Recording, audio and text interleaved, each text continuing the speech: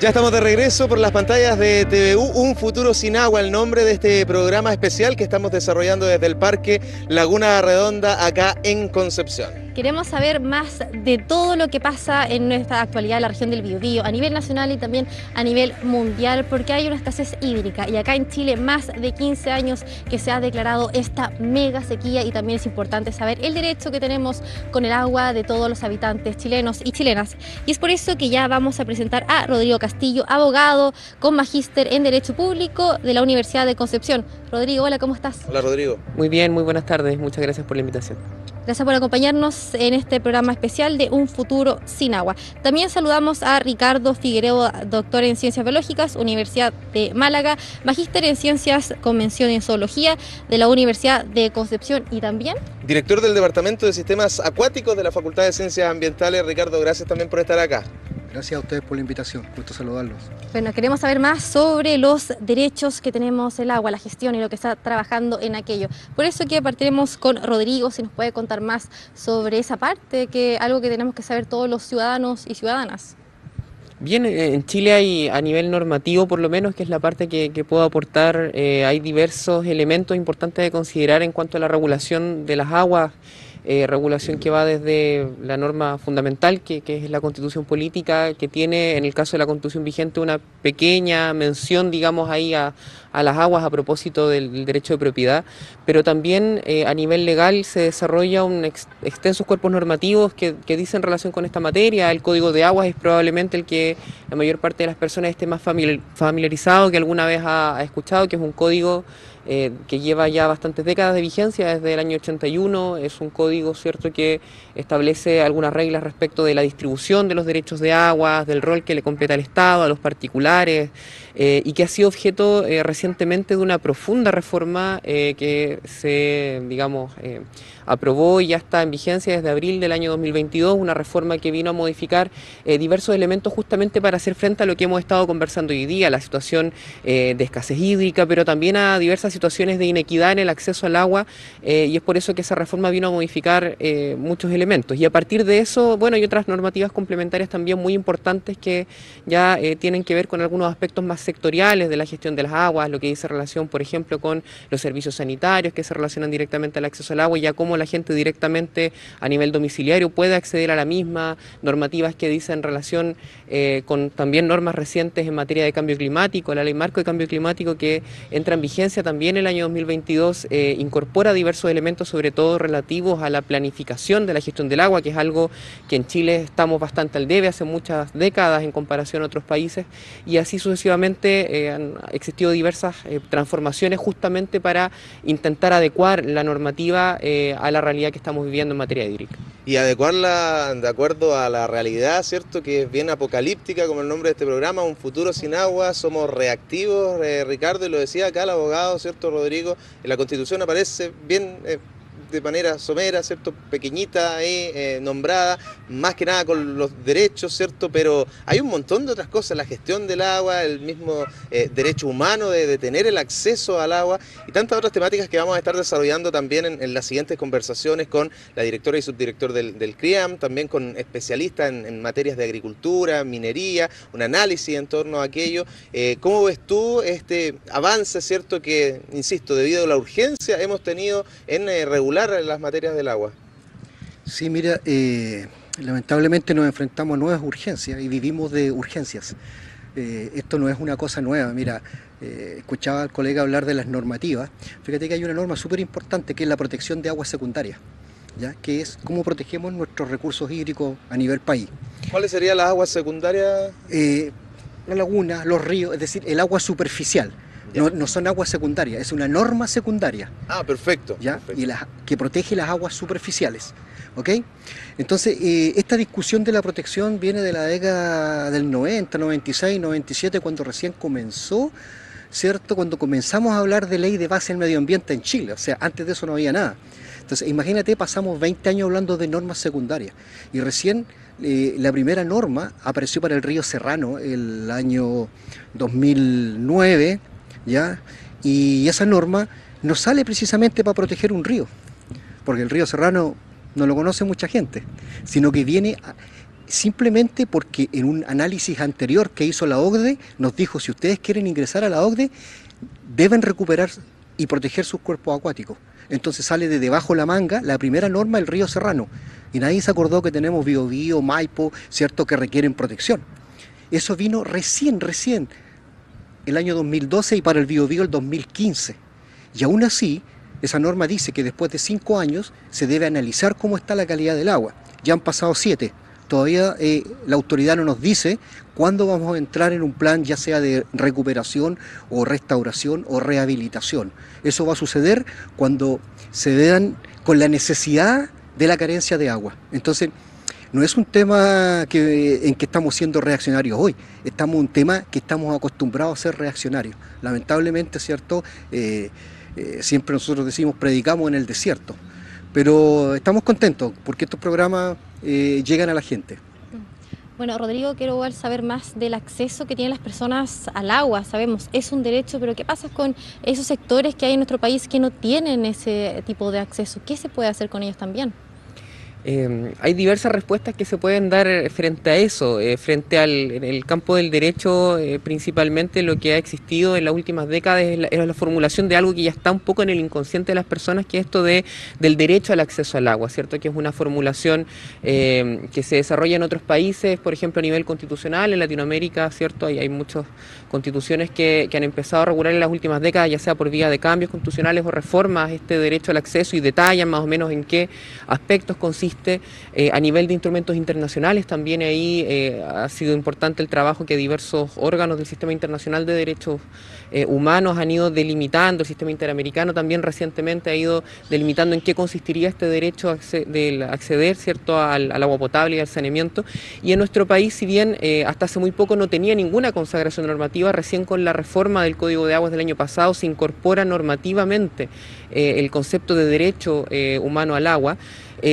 Han existido, ¿cierto?, algunas indicaciones de la jurisprudencia, ¿cierto?, de los tribunales de justicia para ir delimitando en el fondo las herramientas con que cuentan las personas para hacer efectivo el acceso al agua en aquellos casos en donde no existe, y eso se puede, ¿cierto?, obtener a través de la reclamación judicial directamente, a través de las acciones que se establecen en la legislación o en la misma Constitución cuando se trata de derechos fundamentales, a través de políticas públicas, ¿cierto?, que van orientando el mejoramiento, ¿cierto?, de los sistemas de acceso, pero también, y eso es otra problemática de la que el país tiene que hacerse cargo, de cómo enfrenta aquellas situaciones en las cuales el derecho humano al agua se ve enfrentado, ¿cierto?, a otras posibilidades del uso, porque los usos del agua, ¿cierto?, son múltiples, pero el acceso, las posibilidades de acceso, más en un escenario de escasez, son limitadas, y por lo tanto, cómo en algunos casos se otorgan herramientas también para que la autoridad pública, administrativa o los tribunales de justicia, dependiendo de la situación, puedan ir determinando las condiciones de ejercicio para que el acceso humano, ¿cierto?, sobre todo al acceso de consumo, ¿cierto?, al saneamiento,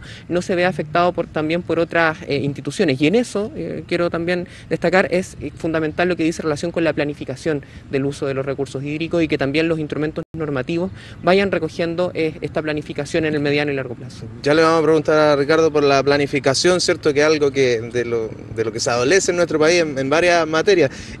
Pero estaba pensando en lo que señalabas tú y se me contraponen ideas de que si el agua es un derecho humano, este acceso, y hay gente, por ejemplo, acá mismo en la región que no tiene ese acceso, ¿se demandaría al Estado? ¿Se está incumpliendo un derecho humano? ¿Qué es lo que pasa legalmente en esa materia?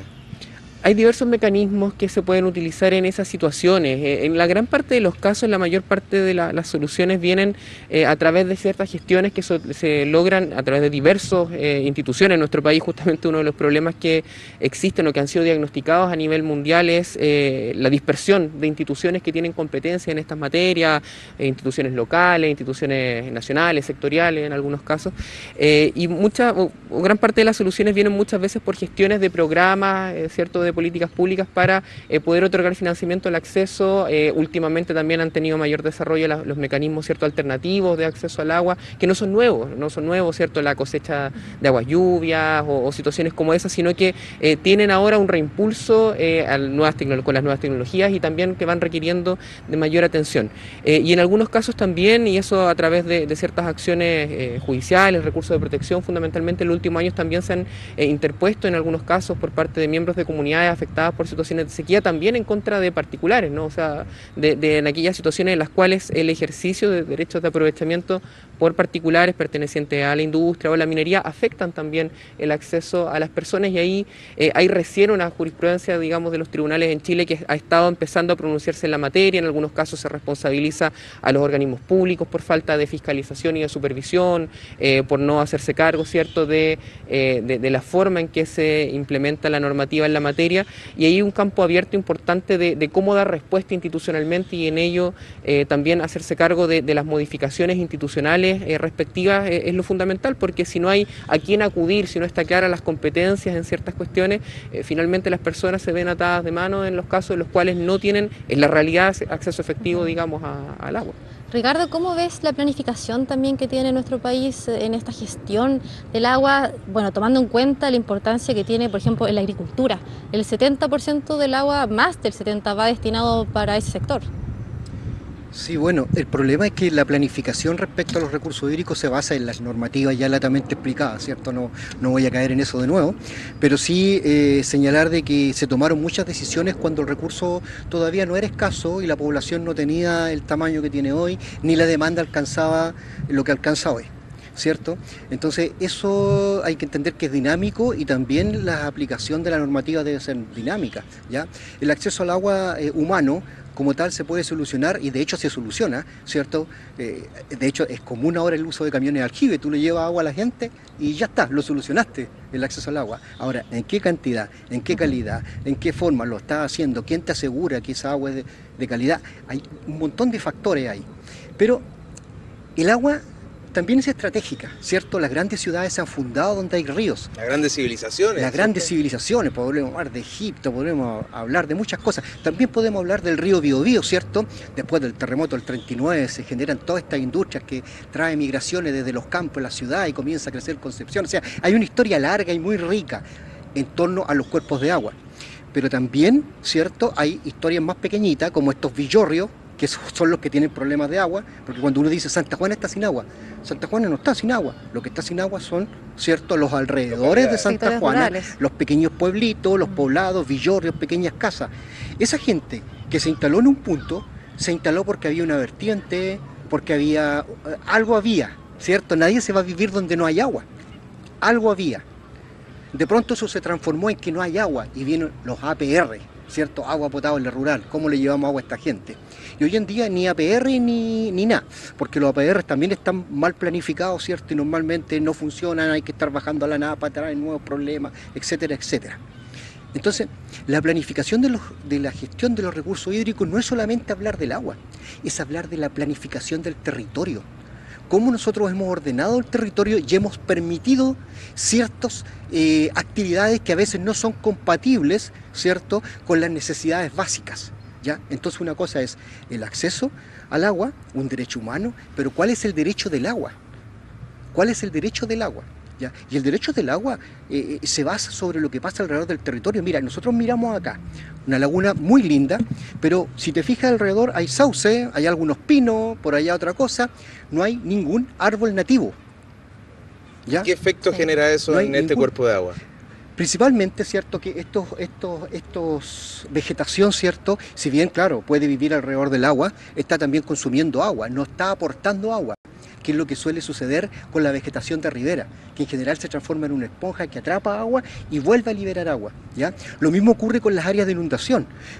Estas lagunas y todas las de Concepción tenían riberas o áreas de inundación, ¿ya? Por ejemplo, el río Biobío se conectaba con las Tres Pascuales se conectaba con el río Andalién a través de áreas de inundación. Esas áreas de inundación desaparecieron con el crecimiento de la ciudad. Por lo tanto, la infiltración no está ocurriendo. ¿Cómo tú recuperas una laguna si no le estás emanando agua en las épocas en que el agua falta? ¿Por qué? Porque la solución a las construcciones inmobiliarias es justamente evacuar el agua lo más rápido posible durante el invierno para que no se inunde. Y cuando en verano la necesitas, no está. Ribera del río Andalién. Tenemos ahí, ¿cierto? ¿Cómo se llama esa? El humedal Rocual Andalién. Sí, ¿cómo se llama esto? Valle Noble. Valle Noble, que se ha inundado cuántas veces y se va a volver a inundar, pero sigue siendo ocupado. y son áreas de inundación. Los ríos nos han demostrado históricamente, por eso son meándricos y no son rectilíneos como le gusta a ciertas personas, ¿cierto? Entonces eso, ¿cierto? Son condiciones naturales que nos permiten asegurar el agua, pero también su funcionalidad. Cuando hablamos de la vegetación, cuando hablamos de los animales, estamos hablando de biodiversidad, y es la biodiversidad la que nos genera servicios ecosistémicos, entre ellos purificar el agua. ¿Te fijas? Entonces, la planificación del agua también debe estar considerada en la planificación del territorio. No podemos mirarlo aisladamente. Esa planificación del territorio parece que en el último tiempo ha sido más desordenar el territorio. Lo vemos a diario con el transporte, ¿cierto? El de construir y no tomar en cuenta los caminos por los cuales tiene que moverse tanta gente. Y también lo estamos viendo en este caso. Claro. Importante lo que señalaba, ¿cierto, Ricardo? Porque, por ejemplo, en Mendoza dividen un río para que el sector esté más verde, se pueda, ¿cierto?, alimentar todo lo que son las áreas verdes, árboles. En cambio acá tenemos el río Biobío, se está aprovechando como debería aprovecharse, se podría sacar más provecho de una planificación tal vez más pensada. Les puedo consultar yo si han visto algún árbol en la nueva carretera que están construyendo hasta Chihuayante. Eso responde rápidamente, ¿cierto?, a que eso no está ocurriendo, y de hecho se están perdiendo las áreas de inundación del río. También podemos ver que en lo más antiguo, entre Concepción y la desembocadura, está lleno de aromos y sauces. Esos crecieron de manera espontánea y son exóticos. ¿Por qué no se pensó en vegetación nativa? Podríamos haber conectado Hualpén a través, ¿cierto?, de vegetación nativa con el parque con Nonguén con el río Andaniel con Interportuaria con Talcahuano, y tendríamos un anillo verde, ¿cierto?, protegiendo la ciudad de los planes de descontaminación atmosférica, protegiendo de las necesidades de agua, generando espacios de educación, generando espacios como estos, que son espacios verdes, ¿cierto?, que traen recuerdo a los vecinos de su infancia que jugaron en esta laguna. Sí. Parques de inundación que se mencionaban después del tsunami del 2010. De inundación que se perdieron, ¿cierto?, se mencionaron, pero ya no olvidamos, porque Chile... yo siempre digo que tiene, aparte de la sequía que estamos viviendo, tiene sequía memorial. Se olvida de los problemas.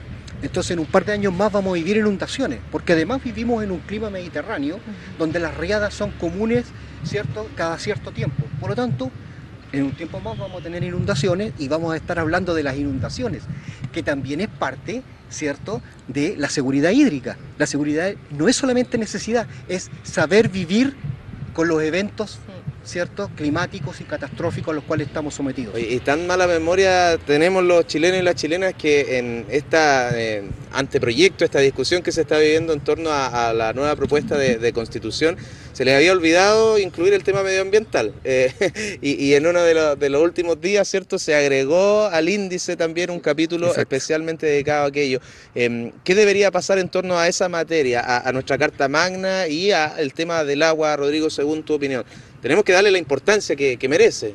Exacto, responder a las condiciones en las cuales se va a desarrollar esa nueva institucionalidad o institucionalidad reformada que va a contener la nueva carta, y ahí yo diría el ejemplo lo dan la mayor parte de los países que han generado reformas, sobre todo aquí en la región, aquí en Latinoamérica, en el último tiempo, en los cuales se va desarrollando, ¿cierto?, este constitucionalismo que se hace cargo del medio ambiente como temática, tomando diversas opciones que van dependiendo de los debates políticos que son propios, digamos, de la discusión en cada país, pero en nuestro caso en particular ya hay una conciencia de que esta materia no puede estar relegada a un espacio secundario, una mención en la normativa, sino que tiene que ser parte de los elementos fundamentales, de las bases mismas de la institucionalidad. De hecho, como parte ya en esta segunda etapa, ¿cierto?, en este segundo proceso que se está viviendo actualmente, las bases mismas que se dejaron estipuladas como parte del acuerdo político que dio origen y que están contenidas normativamente en la reforma que permite esta segunda parte del proceso, establecen dentro de las bases la protección del medio ambiente. Ahora se estableció, ¿cierto?, dentro de la comisión de expertos que este anteproyecto, porque la comisión no elabora, ¿cierto?, el proyecto final que se plebiscita, sino que elabora un anteproyecto. Va a ser el Consejo Constitucional. Exacto, que el Consejo después tome y debata en torno a él. Ya por lo menos establecieron como materia específica de un capítulo, el único capítulo que se agrega a la propuesta que originalmente se presentan es justamente relativo, ¿cierto?, al medio ambiente, y yo creo o tengo la esperanza al menos y mucho así, de que eso implique que como una materia transversal de los contenidos de la nueva Constitución que impacte en materia, ¿cierto?, de las bases de la institucionalidad, de las competencias políticas, pero también de los derechos fundamentales de las personas, esté lo relativo al cuidado del medio ambiente, lo relativo al cuidado de las aguas como un todo, ¿cierto?, como una cuestión no solamente la cual los seres humanos nos servimos y solamente ese aspecto en cuanto al derecho al acceso, sino que también todo esto que mencionaba el profesor Ricardo en torno a considerar como parte de las relaciones jurídicas también, como parte del sistema político, el espacio en el cual estamos insertos y del cual nosotros tenemos que convivir y sin el cual la vida en sociedad es absolutamente impensable. Bueno, Ricardo, una reflexión final. Primero me gustaría, en torno a esta materia, ¿cierto? Con los años que llevas dedicado al tema, ¿qué te gustaría o qué se debería plasmar también en la propuesta de nueva Constitución? Y también para la gente que nos estaba mirando, una reflexión en torno a entender este futuro sin agua, que alguien podría pensar que es más un presente, que ahora es donde estamos sin agua o con escasez de agua. Sí, bueno, un futuro sin agua probablemente en la región mediterránea norte y parte del norte, y un futuro con mucho más agua en ciertos sectores del sur. Es decir, no hay que perder de vista eso. Nos vamos a enfrentar también a catástrofes naturales un poco más importantes, ¿ya? Ahora, digo catástrofe, pero no son catástrofes, es como funciona el sistema. Somos nosotros los humanos los que nos gusta vivir en vulnerabilidad.